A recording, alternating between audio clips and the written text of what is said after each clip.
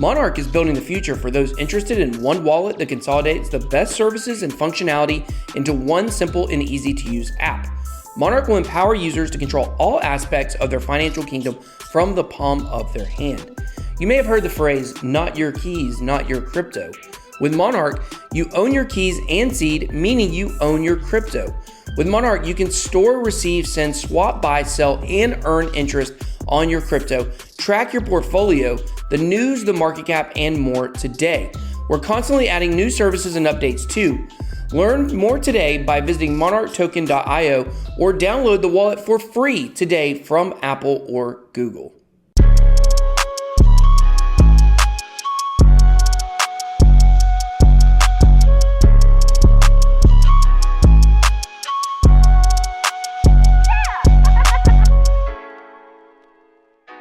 Guys, welcome to another episode of Beards and Bitcoins, the crypto podcast for the man's man and the ladies who love them. Today, as always, I'm joined by my co-host, JChains. We got a special guest today, Rice Crypto. How are you doing, Rice? Doing well, man. I appreciate you guys inviting me to come on Beards and Bitcoin podcast, man. I appreciate it. Absolutely. Especially with only the 5 o'clock shadow you got right now. I got a little something, but yeah. I thought about wearing a fake beard. Yes. But yeah, I thought that would really look really cheesy, so I just came as myself. You do you, but you be you. I try. The funny thing is, I can't actually grow a full beard because really? I have a lot of American Indian in me, so I can't fill certain spots, unfortunately. So even if I tried, I wouldn't be able to do it. Apparently, I have some Irish in me, I think, because I got the red beard going on. Like a Scotty dog. So, all right. Well, I wanted to have you on. Been meaning to connect with you for a bit now. Definitely wanted to have you on the podcast. We actually, I guess the first time we met in person was last year at World CryptoCon. We got to connect again this year at World CryptoCon. And as you know, there was a very big event that happened while we were at World CryptoCon. Garnered a lot of attention. And it you went actually, viral. I think, going to play a role in this story a little bit because as a lot of people know, Ken Bozak called out Jorg Molt, claims to be, some people say claims to be Satoshi. His exact wording is he claims to be the co-creator or co-founder of Bitcoin. And that video went everywhere. Everybody saw it. And then right after that, and Ken is a mutual friend of ours, of course. Right after that, you actually had Jorg on your channel to talk about everything. So I want to know from your perspective, so your YouTube channel, you had him on, but one thing I really liked about what you did is you really took like a in the middle, like journalistic approach. So I guess the first thing is, how did you handle that? Having him on the channel and trying to stay neutral. Okay. Yeah. Well, that was extremely hard because, me and Bozak, we're tight. We do a lot of content together. I mean, he's one of my bros in his community, someone who I'm close with. So it was definitely really hard to keep the middle ground approach, but to backstory this whole thing, I actually met Jorg about 5 to 6 weeks prior to that in Philadelphia, right before Coinvention. I went out for Anarchadelphia and I met him there, and that's when we started building a repertoire. And he had already agreed to do an interview. I had to reschedule one date, he had to reschedule a date, and we were going to connect up in Vegas, but I showed you what happened to my phone. So we already had a little bit of a history, me and Jorg. So to give a backstory on the day of what happened with Bozak was that day was the last day of World CryptoCon, and me and Bozak were trying to squeeze some interviews in together. So I was working partially as his cameraman, and then we were doing dual interviews together. And this was all day I spent time with Ken, and all day he had talked about Jorg. I kept telling him to kind of chill and let me talk to him because I was going to do this interview and try to hit him a lot harder than I did in the interview that I did. But because of what Ken did, I felt like I needed to take a middle ground approach on that. So all day I tried to tell Ken, hey, think about this because you really don't know much about the guy. Yeah. You really haven't done your background to really say that what he's saying is not true. To my knowledge, he didn't even know about the website, I don't think. I think he saw the website when I posted it on Twitter. His issue with he was on that that cruise that took place last year with McAfee and Roger Ver and Jimmy Song and all those cats that were on there.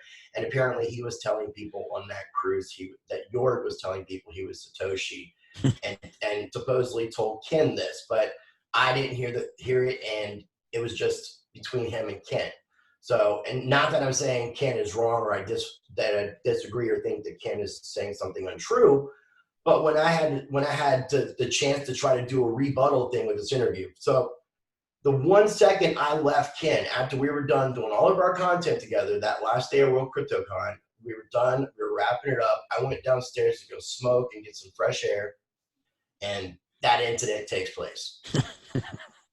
So immediately, well, not immediately, a couple days later, I hit up Jorg and told him, hey, look, you know I'm friends with Ken. I still want to do the interview with you. I'm not coming at you with some BS. Do you still agree to do the interview?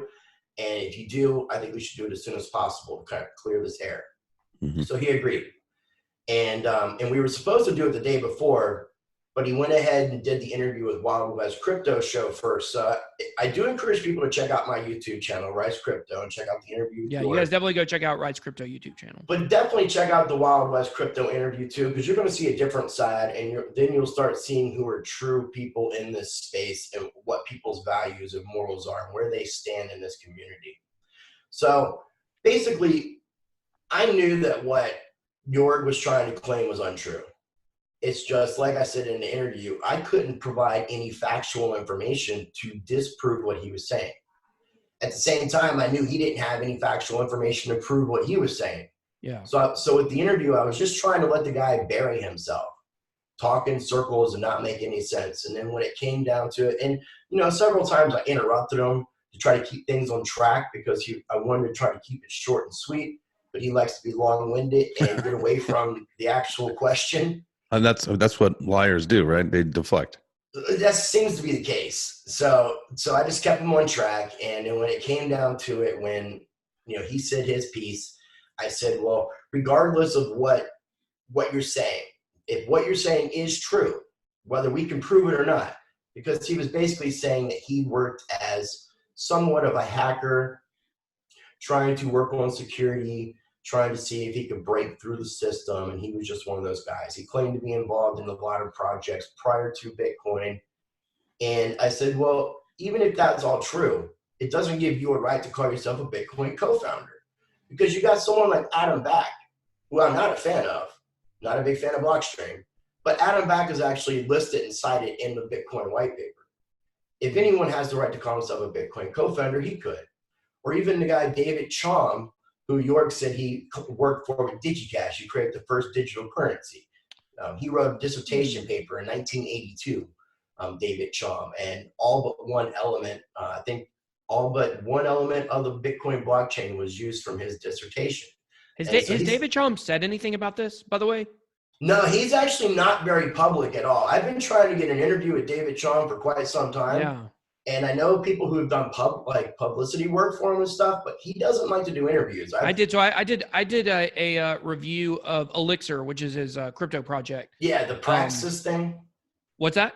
Praxis. Praxis, I think, is the cryptocurrency. Elixir, I think, is supposed to be the messenger service. Right. Exactly. So the white paper, I don't think has come out, but I've been talking to those cats, and they're trying to pin David down. He's just, I guess there's like some more Asian blockchain conventions going on. Yeah. Well, I got to figure that's a good way to kind of verify that part of the story. I would definitely like to talk to David. So I'm going to kind of backlog here. Like, I'm going to make sure to reach out to him. Because there is one picture that shows people that work for DigiCash.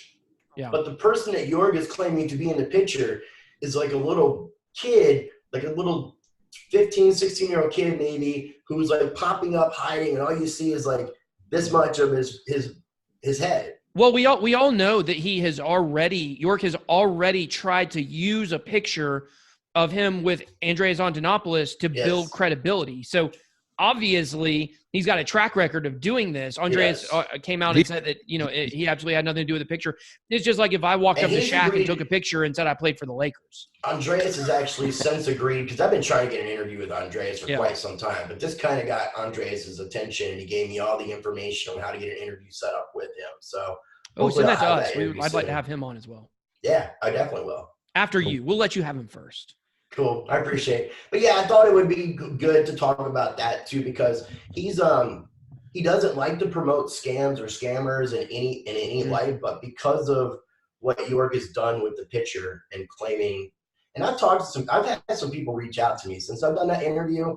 I've had some people in Germany that are trying to send me like criminal records. They're trying to put together some, because I told everybody I need facts.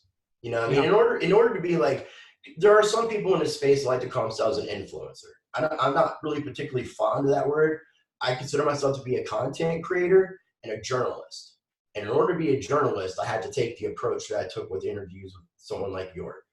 Yeah. I mean, you can't have a bias if you want to keep the integrity of your story and what you're doing. Absolutely. But I feel like my body language, if you rewatch it and watch my body language, I feel like I'm cringing, and I watch it and it's like, I don't see how people can't see, even though my words are very middle line. You could tell that I just want to like just. Yeah, you guys make sure to check out Rise Crypto's body. It's great. Wait, no, guys, that's body language. I meant. Yeah, my body language. So let's talk a little bit about some of the stuff about York. Now he's blocked me on Twitter. I think he's blocked you. I don't know if he's blocked JChains yet, but which him blocking me, just to me, that's. I mean, I can understand him blocking other people who are just saying things, but consider the fact that I've interviewed him. He's agreed to do another interview, and I haven't tried to still come out too much. I'm still saying it doesn't look good. But when he blocked me, that was for me. That was like he gave me the verdict. Like he's guilty as hell. So he's another fake Toshi. So him and Craig Wright, man, I'm proud to have the badge. Yeah, exactly. Well, let's get into what York has done, because oh, you're blocked also. We're in the club. We're the three amigos. I didn't even know. Love it. I didn't know. Screw him, piece of shit. There's so much to break down in this story. There really is. It's really phenomenal how much there is to break down. One of the most amazing things to me is the fact that this slid by for so long without people calling him out, because I didn't know he was speaking at conferences. Okay, so I'm glad you said that. You know what it comes down to is all these OGs in the space, man, who have made money from like investing early. They don't care. It doesn't affect them. You know, I mean, there's on that cruise, him walking around doing what he did. As many people were there. Nobody said anything. I even reached out to Jimmy Song because I got a little bit of a repertoire with him and asked him if he had any suggestions for the interview. He didn't hear anything back. Yeah. You know, it's like once people that seem to the only person that seems to still be on fire is really Roger Ver. You know, he's like the only one who still seems to actually have passion to want to change the world and isn't just trying to capitalize and make more money. And it's really sad. I feel like there's a lot of things that these OGs in the space could do to stand up for the community, but they've lost their hearts, in my opinion. Well, I think people get so caught up in the price from day to day and where adoption is at and things like that. I mean, we have this massive story of this guy parading around to be the founder of Bitcoin, co-founder of Bitcoin, and nobody even said anything. So I think we had talked in Las Vegas. I'd mentioned that I had actually done an interview with him in Philadelphia. That's where I met him. And, you know, the way that it kind of worked is I was working with Coinvention, and I wasn't paid, but I was media for them. And so they just paraded like 8 different people in front of me for to interview. So the way that I interview actually works out well, because I spend interviews trying to get to know people, not necessarily like coming in with pre-prepared questions. So when he came in front of me, I'd actually met him the night before. I couldn't remember anything he had mentioned, except he mentioned this thing called the Satoshi School. And then when I was interviewing him, about 2/3 of the way through the interview, it hit me who this guy was. Someone had actually told me about this guy months in advance. Actually, Justin and I in April were in Texas. And somebody told me about him, and I was like, this guy's an obvious scammer. How do you not know? What's that? He lives in Texas. He's invested in the Wild West Cryptos blockchain media group. They've asked me to be a part of it. I'm not sure if the invitation is still going to stand after all this or not. Yeah. So we'll see where they stand. Well, I've also been invited to be part of that. And to be clear on that, if Jorg is involved in it, then I will not be involved in it, period. Yeah, he's invested like somewhere around like minimum of 10 grand. Yeah. Well, it's easy to invest that much money when you've stolen $6 million from people, which is the claim. Yeah, no, so let's bring that up. The biggest thing that I've got to gripe about, and this is what I wanted to do the second interview with, but if I would have continued with this line of questioning, the interview just would have ended up being really long. And you know how people's attention spans are. Yeah. Mm-hmm. But he's got this thing that he calls his Bitcoin pension plan or retirement the retirement plan, where you invest X amount of dollars in Bitcoin to him. And he takes that figure, even though you're giving him Bitcoin, he takes that figure and puts that dollar amount of what you gave him as the initial investment. Right. And then his plan was in 5 years that if that investment isn't 5 times the amount of what it would be minimum, you'll get back the dollar amount you invested. But if you think about this logically, in the next 5 years, I'm sure the Satoshi value of Bitcoin is going to go up. I'm sure the Bitcoin value is going to go up. Right. Which would just mean that if, let's say, not that this is correct, but just make easy math. Let's say 0.1 Bitcoin happens to be $1,000 right now, and that's what I invested. And Bitcoin goes up to $100,000. Now that 0.1 is what, $10,000? Mm-hmm. So, but all he has to do is give it back $1,000. So now he's giving him back what, 0.01 Bitcoin? Yeah. So he just got 0.09 Bitcoin for holding your Bitcoin for 5 years, giving you an empty promise. No one will ever receive a dime from this. But it's older. It's a lot of it is older people right. and people who are new in the space that are being affected by it. That's why I'm really angered by the OGs in the community who aren't standing up and trying to call. I appreciate Andreas for doing what he's doing. I mean, he's not the only one of any significant stature in this space that's actually standing up saying this guy's a scammer. Yeah. That's not right. I would like to give you guys the definition of a Ponzi, or these are 6 characteristics of a Ponzi scheme. And you cannot tell me for anything that what he is doing does not directly, is not directly reflected by these 6 things. A guaranteed promise of high returns with little risk. Check. Consistent flow of returns regardless of market conditions. Okay. Investments that have not been registered with the SEC. Check. Investment strategies that are secret or described as too complex to explain. Clients not allowed to view official paperwork for their investment. There is no paperwork at all. All you would do to get involved in this is send money to an address. There's nothing to go along with it. You just send your Bitcoin, your 0.1 Bitcoin, to a public key. Now, he's since closed it down. So, there's another part to that. Like, if you're in a Satoshi school, you can still get access to send him money to it. For the general public, they closed it down. And then the last one is clients facing difficulties removing their money. A minimum 5-year lockup period for this thing. And this is an absolute Ponzi scheme. And it makes me so mad to think. And do you know what he's doing with that money? What he's doing with that money is he is parading it around like he's some kind of Bitcoin co-founder by saying, look at all this money I have. Obviously, Wild West Crypto Guys, they asked me for $10,000 investment for, X, Y, or Z. Boom, here it is. Because what that does is that legitimizes his claim that he has a lot of money, but it's $6 million worth of Bitcoin that, or at least it was worth at the time, probably about the same now, maybe around, 4.5 million that he got from these poor, innocent people. So that investment, that money that he gave to them, and listen, do you think he's paying to speak at some of these conferences? Absolutely. He is using part of that money to pay at conferences as well to continue to build his credibility. I want to since we're bringing that up too, he did, he weaseled his way into speaking at World CryptoCon. Wasn't it supposed to be on a stage? And you guys know Eric Spire. Mm-hmm. So Eric actually tweeted out that because he's trying to make it like World CryptoCon allowed him and all these other people, like they agree that he is who he says he is. And so Eric was like, no, like you weaseled your way into the speaker room. You weaseled your way into speaking on a panel. You weren't invited. Your name wasn't on the thing. We didn't condone it. We didn't even want you in the convention, and you somehow found your way into the conference. Yeah. So it tends to be like Coinvention. Alex, I love Alex. Alex is a good dude, but he kind of got in over his head, and he was inviting a lot of media people, and he was really looking to the Wild West crypto guys as kind of mentorship and a lot of things.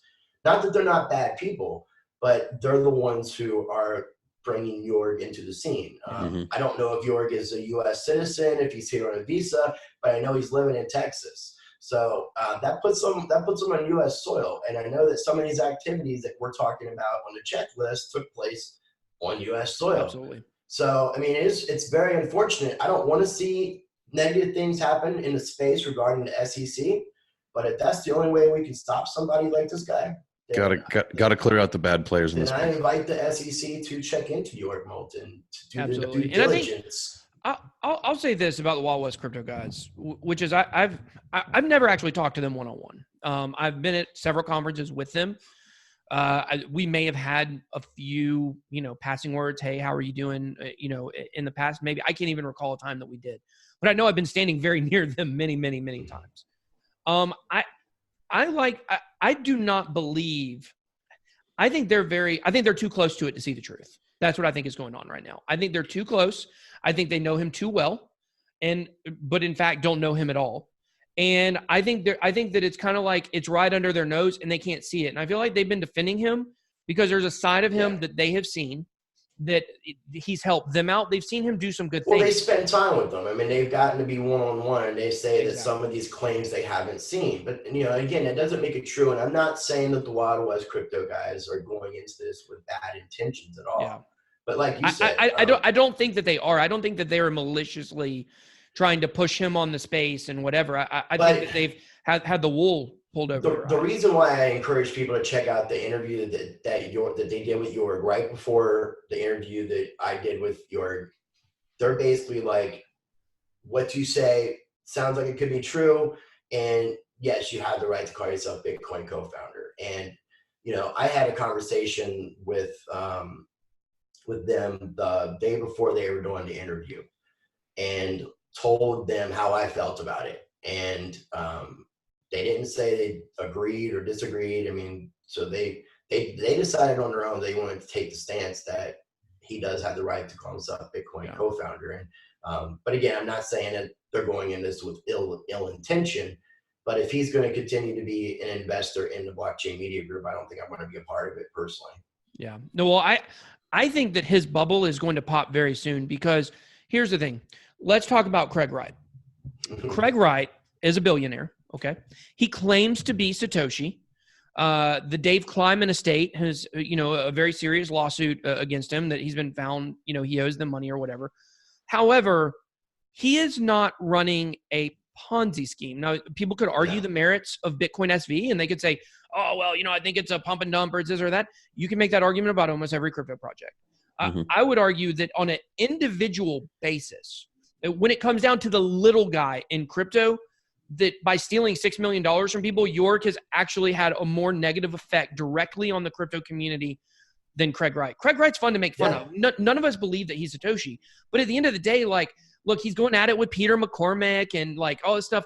It's all kind of funny. It's laughable. We all laugh at it. What Jorg has done is literally despicable. And people are so angry by this. I promise you that this has made me so angry once I realize what he's done with his Ponzi scheme that I'm not going to let go of this. I'm not going to let go of this until the truth is known. And other people are the same way. People are not going to let this die. So once the truth gets known and he's convicted, or the SEC opens an investigation, or the FBI opens an investigation, or whoever opens an investigation, he's proven to be exactly who we all think that he is at this point, I think that his option to invest in things will be gone. And I think it will hurt the credibility of certain people. But like I said, I think that he has been able to fool those people. I don't think that they understand that by taking money from him and allowing him to invest in something, you're actually taking someone's stolen Bitcoin. Yeah. No, I totally agree. And you saying what you said is awesome that you said it, man. I appreciate you wanting to reveal the truth. Yeah. And as long as people like me, you, Ken Bozak, and even people like Omar, because he mentioned it, Omar Bam, Crypto's News. I think K-Dub, Crypto Zombie, talked about it. I want to say Ivan on Tech mentioned it. So as long as people in the space are talking about it and putting it out there, then we're going to combat it. So whether or not the law gets involved or anything else like that takes place, we can blacklist him in the community. And every time we're at a conference and we see him there, we can make sure that whoever he's talking to needs to walk away from him. Yeah.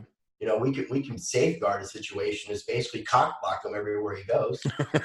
But But and when you talk about the negative effects of scammers, people like the Bitcoin price right now, it's down, and there's a lot of people questioning what's going on. But one of the things that people aren't really mentioning is the Plus token scam. How much they got, and how much they're dumping. Like the Plus token thing is actually a big part of why the Bitcoin price is down, and they stole like $4 billion, I believe. Yeah, I mean it's insane. I mean it's Maybe nowhere near what Yorg did, but if people don't stop someone like Yorg could end up stealing money like what Plus Token did. This is a very important point, because a lot of people look at this and they say, oh, well, he's already got $6 million. If he truly is a scammer, which we all believe he is, then why is he continuing to perpetuate this lie? Because in fact, no one can prove, unless the FBI really gets in and figures this out, no one can prove that this Bitcoin pension plan is a scam until the 5-year window is up. He knows that. And he knows that. That's what he's already said. He said, you can't say nothing about this being a scam until someone actually. I haven't talked to one person who says he scammed me out of this or that. It's because it's not time yet for them to get their money. That's how a Ponzi scheme works. So I think he's got mental health issues, and I was 100%. Going to try to bring that up. And someone said that it probably wouldn't be a good idea to do that, but then he's a sociopath. In retrospect, I should have. Yeah, I mean, he definitely has some mental health issues, and I think people like that, it's hard to even get them to recognize that. Yeah. And so it would be deflected on me in some point. Yeah, I agree with you. I do believe he's a sociopath. I think that he truly believes some of the stuff that he says. Yeah, I think he's convinced himself of these lies. Yeah, and I think that even on some level, like he thinks like, oh no, like, one day I'm sure the price of Bitcoin is going to go up and I can give all these people their money back. But when the rubber hits the road, it won't happen. That's why it's a Ponzi scheme. But I think that the one thing that people really need to realize about this whole thing is this is a long con. This is not, hey, look, he gave me $10,000. He obviously has money. He's legit. The whole thing is about him trying to put off this image that he is this person so that sometime during this 5-year window, when the price of Bitcoin goes up, he's able to go back to Germany or go back to another European country and run a scam as big as one coin or Plus token. You know, that is what his end game is multi-million dollars. That's why he's willing to spend the $6 million that he's got from people in the short term to puff up his appearance. Yeah, because he's after something much bigger. That's why people say, why doesn't he just give up? He closed his Twitter account for a couple of days. Like people thought they wouldn't see him again. But a true sociopath is going to run this as far as he can run it until he gets his end goal, which is, I don't even think it's just money, though. I think it's about status. It's about image. It's about people thinking a certain thing about him, other than he's a failed DJ. But a shit stain's always a shit stain. Like, it's not like he's going to, like, one day he's like, oh, now I'm just miraculous. Right. Well, I mean, and too, if you watch the interview with Wild West Crypto, he even, like, makes little jokes about his hair, how people make fun of his hair, because he really does try to go for a certain look. I mean, so I think the attention, all of it, I mean, someone who's a DJ, anybody who's a musician for the most part is an attention seeker. Mm-hmm. Because unless you're just sitting in your basement and making music and never playing live, you want people to watch you. Yeah. So, I mean, it's so he comes from that mentality. He was in a band too. He was in a band and a DJ. I didn't know about the band thing. The DJ thing I heard, but. Oh, no, he was in a band called, I cannot remember it. Nakamoto? The something trio, the fabulous trio or something like that. Trust me, guys, I've spent hours digging into this guy. I've translated German into English about 100 times trying to find. I've got a good friend who's German who I've had him listen to the videos like of his ex-wife and things like that and give me some translations on things so I have a better understanding.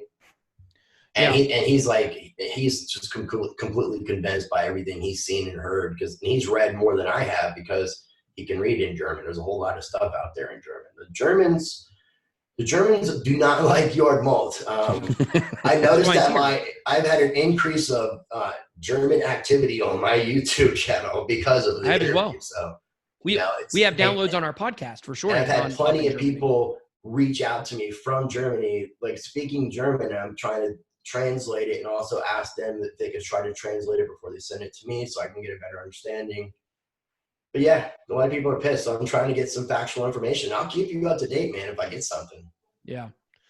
Well, I think the more that we share information on this, and I think it's very important for him to understand, like I mentioned earlier, that we're not giving up on this, because there's a lot of people that are in this to make money. And at the end of the day, we all like making money. There's no question about it.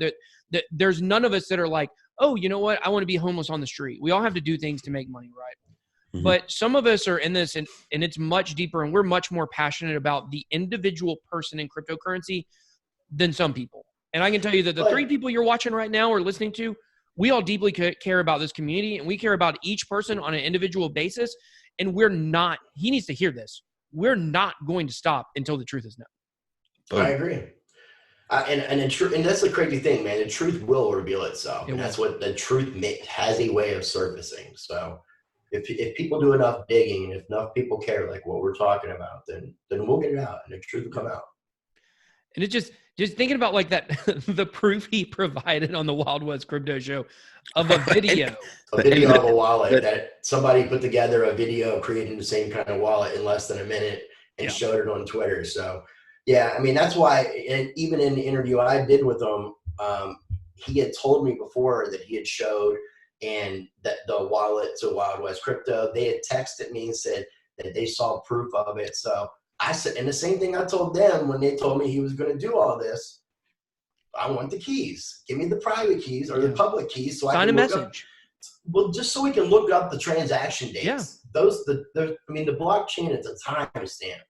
And so, I mean, even Ken said that if he could have saw transactions of Bitcoins received and sometime in the year of 2009, that Ken would say that he was completely wrong. Yeah, we'll all retract.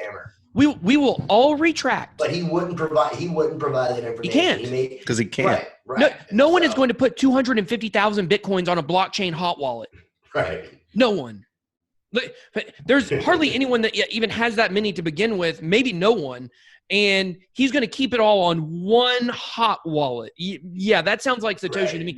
But the ironic thing about it is that, and one place where I feel like the Wild West Crypto Show guys, like this is, I've defended them and I've said that I don't feel like they're maliciously supporting it. I don't feel like their eyes are glazed over because they think he has all this money. I think they're too close to the situation to see the truth.